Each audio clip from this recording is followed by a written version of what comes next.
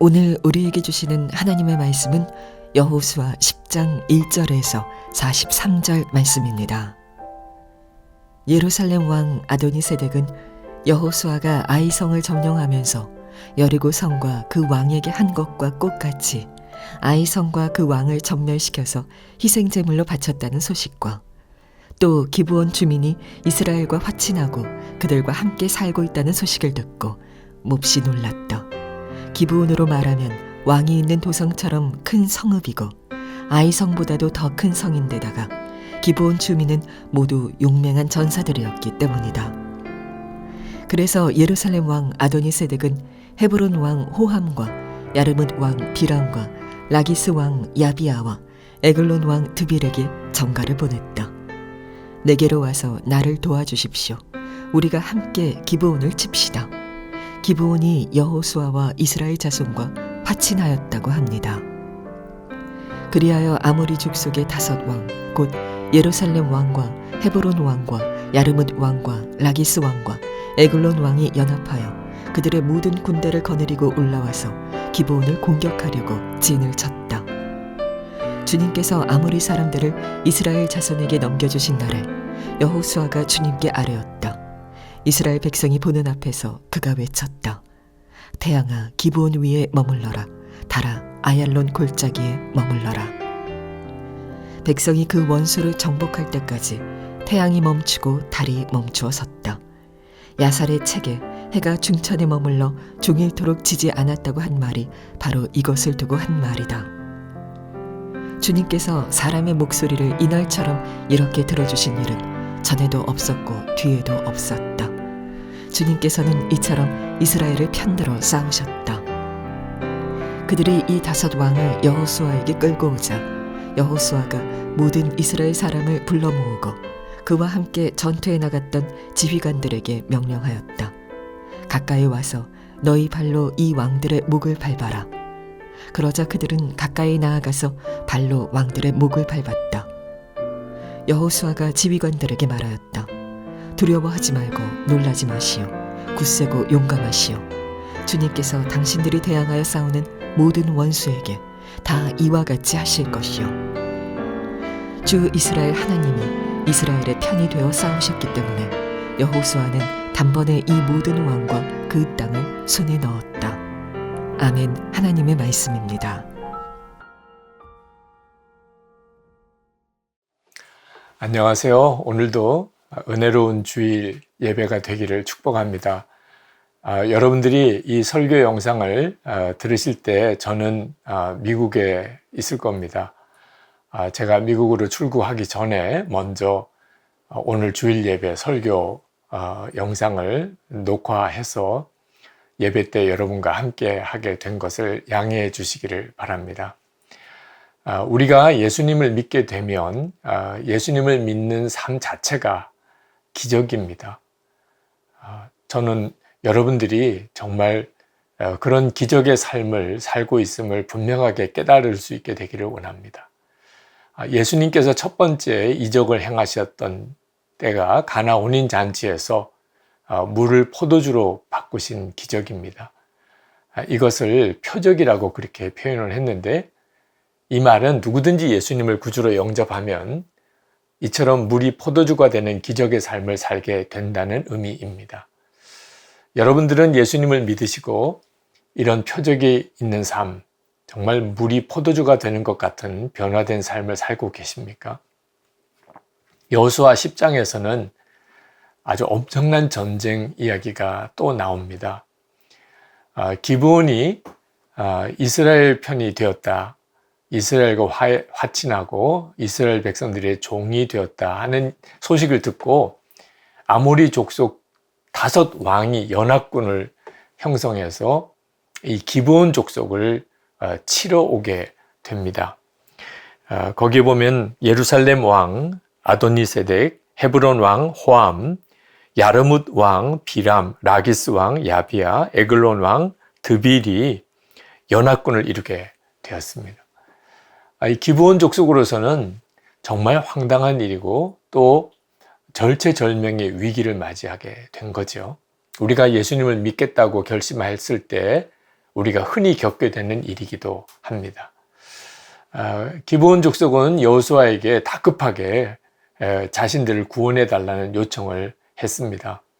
그러나 사실 여호수아로서도 어떻게 해볼 수 없는 정말 대단히 어려운 문제였습니다. 그 전에 여리고성 또 아이성을 공격할 때와는 차원이 다른 전쟁입니다.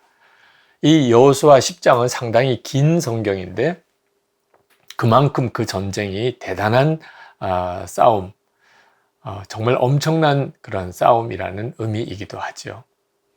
자, 두려움에 빠져 있는 기브온 족속을 어떻든지 도와야 하는데 그 연합군 5 족속의 연합군과 싸우는 일에 대하여 여호수아가 참 막막한 상황에 있을 때에 하나님의 응답을 받습니다.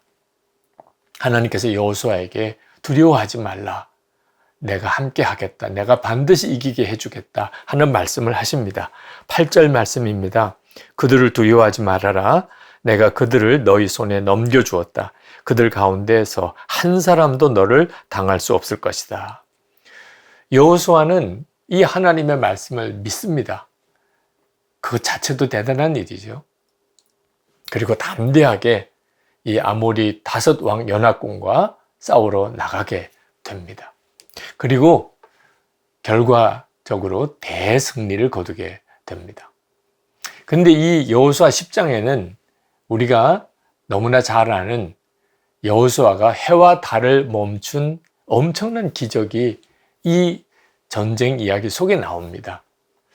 저는 이 여호수아가 어떻게 해와 달을 멈추는 이런 기적을 행했을까? 이 성경을 설교 준비하면서 저에게 있어서 가장 중요한 관심사이기도 했습니다. 그러나 사실 하나님께서는 천지를 지으신 하나님이십니다. 해와 달을 멈추는 일 정도야 하나님은 얼마든지 하실 수 있으시겠죠. 근데 문제는 어떻게 여호수아가 해와 달아 멈추라 이런 선언을 할 생각을 했겠는가? 또 어떻게 그런 믿음을 가졌는가 하는 것입니다. 저는 여호수아의 심정을 한번 묵상해 보았습니다. 여호수아는 그때 어떤 마음이었을까? 도대체 여호수아는 어떻게 해와 달에게 멈추라는 명령을 한 것일까? 사실 여호수아가 이 아모리 5 왕과 연합군과 싸우려고 할 때 그때 그 상황은 여호수아에게도 대단히 두려운 상황이었을 겁니다. 승리할 가능성은 사실 거의 없었던 전쟁이죠. 자, 그때 하나님의 약속을 받았습니다. 한 사람도 남기지 않고 너희들이 다 죽일 것이다. 이런 엄청난 약속을 받았습니다. 그리고 그 약속을 믿고 이스라엘 군대를 동원해서 기습작전을 시작을 한 겁니다. 자, 그때 하나님께서는 정말 여호수아 군대와 함께 해주셨습니다. 놀라운 기적적인 승리가 일어나게 된 거죠. 근데 문제는 시간이었습니다. 대승리를 거두고는 있었지만 아직까지 아모리 연합군이 다 죽은 게 아닌데 날이 어두워지는 것입니다. 해가 져가는 것입니다. 밤이 되면 이제 전쟁은 그쳐야 됩니다. 하나님의 약속은 이루어지지 않았는데 다 이루어진 게 아닌데 날이 저물어 가는 겁니다. 그때 여호수아의 심정이 어땠을까요? 그때 여호수아는 아니야, 이럴 수는 없어. 아직까지 아모리 연합군이 살아있는 군사들이 많아. 하나님의 말씀은 반드시 이루어지는데 이렇게 끝날 수는 없어. 그리고는 그는 해를 향하여 달을 향하여 멈추라. 그렇게 외쳤던 거죠. 12절에 태양아 기브온 위에 머물러라. 달아 아얄론 골짜기에 머물러라. 그리고 태양이 멈추어지고 달도 멈추어지고 그리고 이스라엘 군사들은 아모리 연합군을 다 죽이는 끝까지 다 죽이는 전쟁을 치룰 수 있었던 것입니다. 저는 이 말씀을 묵상하면서 해와 달이 멈추어진 것보다 해를 향하여 달을 향하여 멈추라고 명령했던 이 여호수아의 심령, 그것이 너무 제 가슴에 벅차게 다가왔습니다. 그런 믿음, 그런 간절함, 그런 확신, 저는 그게 너무너무 놀라웠어요. 그리고 이 간절함, 하나님의 말씀이 성취되어야 된다는 이 간절함, 그리고 반드시 성취될 것이라는 이 확신이 우리에게도 필요하다는 것에 대해서 저는 너무나 절실하게 깨달았습니다. 오늘 이 말씀을 교우 여러분들과 정말 같이 나누고 싶었습니다. 우리가 여호수아의 믿음을 감탄하고 해와 달이 정말 멈출 수 있느냐는 문제로 논쟁할 시간이 없습니다. 실제로 우리의 삶 속에 그와 같은 문제들은 계속 우리에게 도전되고 있기 때문에 그렇습니다. 제가 로마서를 읽고 내가 예수님과 함께 죽었다는 놀라운 복음을 들었을 때 생각이 났습니다. 예수님과 함께 내가 십자가에서 이미 죽었다. 그 놀라운 복음을 깨닫게 되었을 때 저는 여호수아가 아모리 연합군과 싸울 때 그 해와 달을 향하여 멈추라고 그렇게 외쳤던 때와 같은 그런 정말 절박감, 간절함, 그리고 참 놀라운 확신이 그때 제 마음을 사로잡았었습니다. 저는 솔직히 처음에는 내가 예수님과 함께 이미 죽었다. 예수를 믿는 사람은 누구든지 세례받을 때 예수님과 연합하여 죽고 예수님으로 사는 자가 되었다. 이 믿음을 믿는 것도 두려웠습니다. 그걸 고백한다는 것은 사실 감히 상상도 하기가 어려웠습니다. 정말 이렇게 믿어도 될까? 이렇게 설교해도 될까? 성경 말씀은 분명히 그 말씀인데 그걸 믿는 것이 두려웠습니다. 하나님의 말씀을 진짜 믿는 것이 정말 두려운 일입니다. 그러나 그러면서 동시에 저는 이 복음이 너무나 감격스러웠습니다. 저는 본의 아니게 교인들을 속이고 살았다고 생각이 듭니다. 제가 착하게 생긴 것 때문에 많은 분들이 저를 착한 목사로 생각을 하는 겁니다. 저는 정말 착한 목사가 되고 싶었습니다. 성실한 목사, 하나님 앞에 신실한 목사가 되고 싶었습니다. 저는 성경에 있는 내용이 진리일 거라고 저는 확신합니다. 사랑의 능력, 인내의 능력, 믿음의 능력, 정결함의 능력을 저는 정말 믿고 싶었어요. 정말 그런 목사가 되고 싶었어요. 그러나 저 자신이 그 기준에 못 미친다는 것도 부인할 수 없는 사실이었습니다. 사람 보기에는 괜찮은 목사처럼 보일지라도 실제로 저 자신이 저 자신을 알지 않습니까? 제 내면을 저는 알잖아요. 정결한 그릇이 되지 못한 것, 진정한 사랑의 목사가 되지 못한 것, 정말 소망이 제 안에 실제가 되지 못하는 순간들을 수도 없이 겪을 때마다 하나님 앞에 눈물로 기도했던 적이 많았습니다. 하나님, 제가 이렇게 목사로서 강단에 설교해도 되는 겁니까? 만약에 제가 자격이 없다고, 하나님이 세우신 게 아니라고 주님께서 한마디만이라도 하신다면 저는 모든 것을 다 내려놓고 싶었습니다. 그런 절박한 처지에 내적인 어떤 좌절감 속에 그렇게 헤매고 있었던 그때 하나님께서 제게 주신 응답이었어요. 제가 이미 예수님과 함께 죽었다는 것입니다. 저는 이 말씀이 저에게 진짜 복음이었습니다. 내가 내 죄와 또 자아에 늘 굴복하는 저 유기성은 예수님과 함께 이미 죽었다. 그건 저에게는 구원이었습니다. 정말 놀라운 복음이었습니다. 제가 목사로서 그동안 한 번도 해보지 않았던 것이 무엇인지를 그때 깨달았습니다. 제가 이미 죽었다는 사실을 정말 믿고 또 그 복음을 선포하지 않았던 것. 그게 제가 그동안에 하나님의 종으로, 목사로 정말 좋은 목사가 되고 싶은 마음에 애는 썼지만 한 번도 시도해 보지 않았던 일이었다는 걸 알았습니다. 그래서 저는 제가 예수님과 함께 이미 죽었다는 것, 예수님의 생명으로 산다는 복음을 아멘으로 붙잡은 거죠. 저는 그 신앙 고백이 여호수아가 해와 달을 멈추라고 명령한 것과 비교할 수 없이 엄청난 일이라고 저는 개인적으로 고백합니다. 내가 죽었다고 고백한다. 그 말을 들을 때 사람들은 얼마나 웃을까? 얼마나 조롱할까? 아니, 멀쩡하게 살아있으면서 자기가 죽었다니.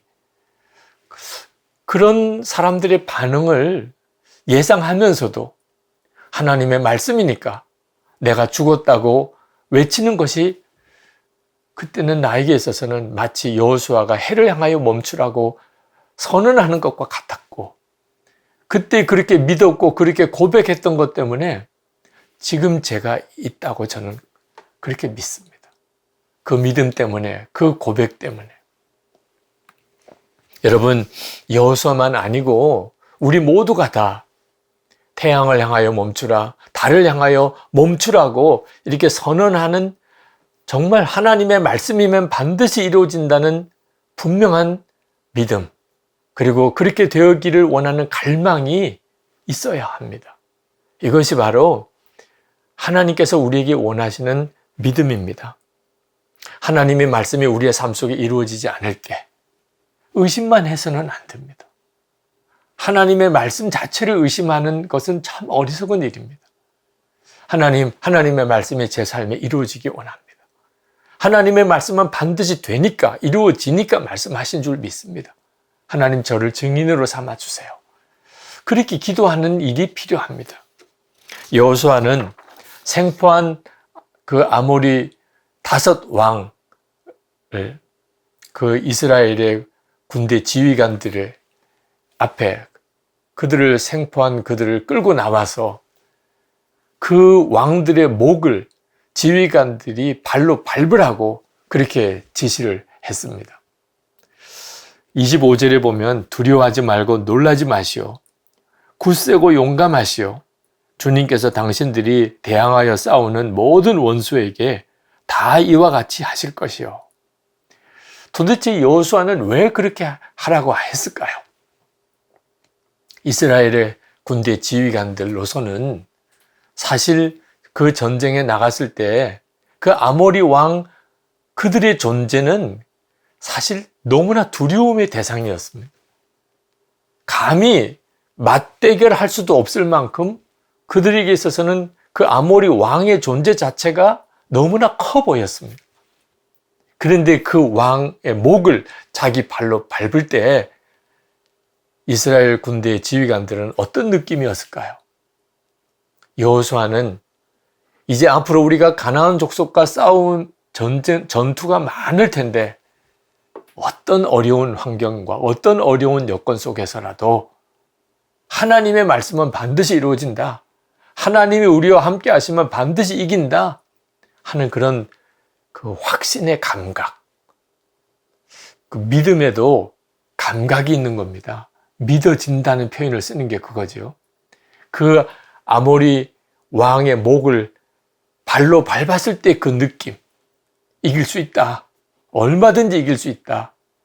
그 감각을 이스라엘 지휘관들에게 심어주고 싶었던 것이죠. 저는 하나님께서 지금 우리들에게도 똑같이 하고 싶어 하신다고 믿습니다. 우리가 바벨론 세상 가운데 정말 다니엘처럼 삽니다. 그런 우리에게 필요한 것이 무엇입니까? 하나님만 믿고 주의 말씀대로만 살면 반드시 승리한다. 그런 믿음인 거죠. 정말 믿어지는 역사가 필요한 거죠. 예수님은 죽은 자를 살리셨습니다. 병든 자를 고치셨어요. 나면서 걷지 못한 자를 일으키시고 나환 자들의 그 몸을 깨끗하게 하셨습니다. 예수님의 그 행적 속에는 수많은 기적이 나옵니다.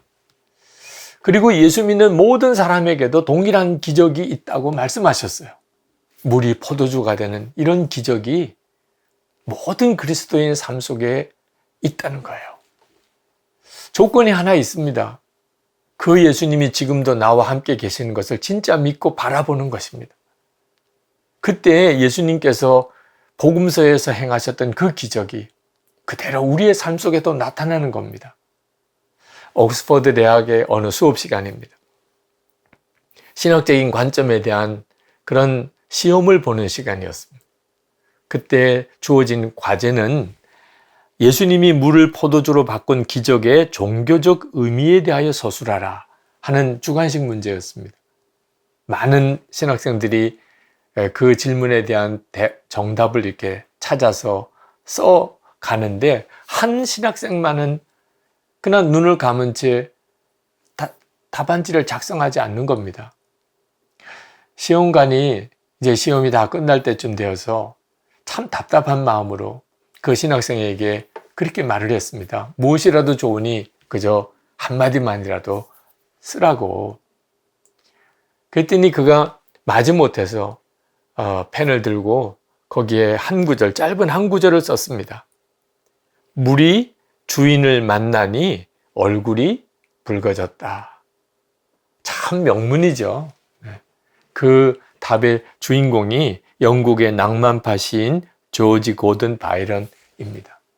물이 주인을 만나니 얼굴이 붉어졌다. 저는 주 예수님께서 지금 우리와 함께 계신 것을 진짜 믿게 될 때 우리의 삶에는 물이 포도주가 되는 기적이 일어난다고 믿습니다. 정말 주님을 믿음의 눈으로 바라보면 그러면 우리의 삶은 바뀌게 되어져 있습니다. 저는 예수님께서 제 안에 임하셨으면서도 왜 제 삶 속에서는 역사하지 않으시나 한동안 그 문제로 고민을 많이 했습니다. 근데 역사하지 않으시는 게 아니고 역사하지 못하시는 것이었습니다. 이유는 하나였어요. 제가 예수님께서 제 안에 계신 것을 진짜 믿고 그리고 주님을 믿음의 눈으로 바라보지 않았기 때문입니다. 그러니 주님이 역사를 하지 못하셨던 거죠. 저는 정말 제 마음대로 살았습니다. 주님을 바라보지 못했기 때문에. 물론 제가 무슨 방탕한 삶을 살았거나 큰 죄를 짓고 살았던 건 아닙니다. 저 나름대로 성실하게 살아보려고 좋은 목사가 되려고 애는 썼습니다. 그러나 한 가지 분명한 것은 다 제 마음대로 했다는 겁니다. 주님을 바라보고 주님께 순종하고 주님을 믿고 그렇게 산 건 아니었습니다. 근데 그게 저에게 있어서 참 애통한 정말 회개할 제목이었습니다. 그것 때문에 주님은 역사하지 못하셨던 거죠. 여러분, 우리에게도 오늘 해가 멈추고 달이 멈추는 기적이 필요합니다. 그러나 이미 우리 안에 그런 기적이 일어나고 있음을 알아야 합니다. 예수님께서 우리의 죄를 다 지시고 십자가에 대신 죽으셨습니다.